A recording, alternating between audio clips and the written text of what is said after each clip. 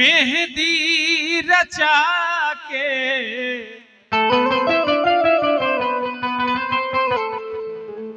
भइलू चीज पराई ई प्रीतिया औरी कितना सताई ई प्रीतिया औरी कितना सताई।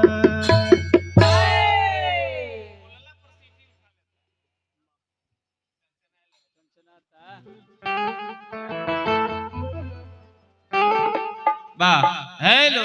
देखिए, हेलो हेलो हेलो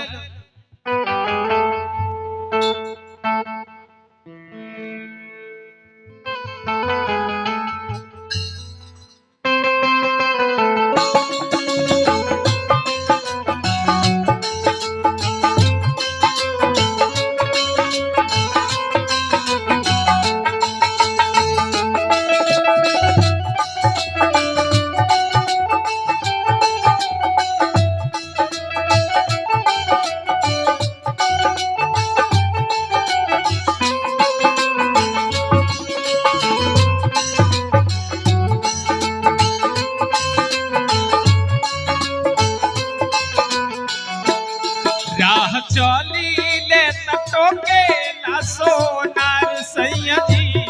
राह चली ले टोके ना सोनार सैया जी, काहे नथिया गढ़वल उधार सैया जी, काहे नथिया गढ़वल उधार सैया जी, राह चली ले टोके ना सोनार सैया जी, राह चली ले टोके ना सोनार सैया जी, काहे नथिया गढ़वल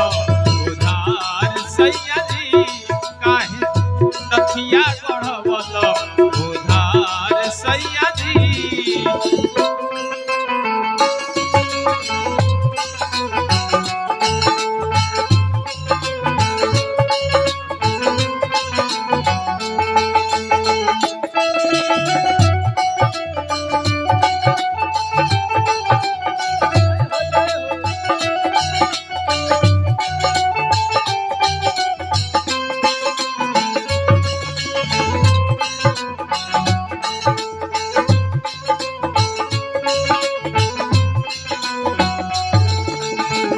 चली कवनो राह चाहे चली कवनो गली,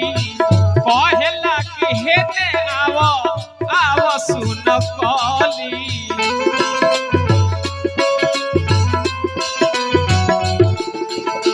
चली कवनो राह चाहे चली कवनो गली, कहेला कि हेने आवो आवो सुन कली,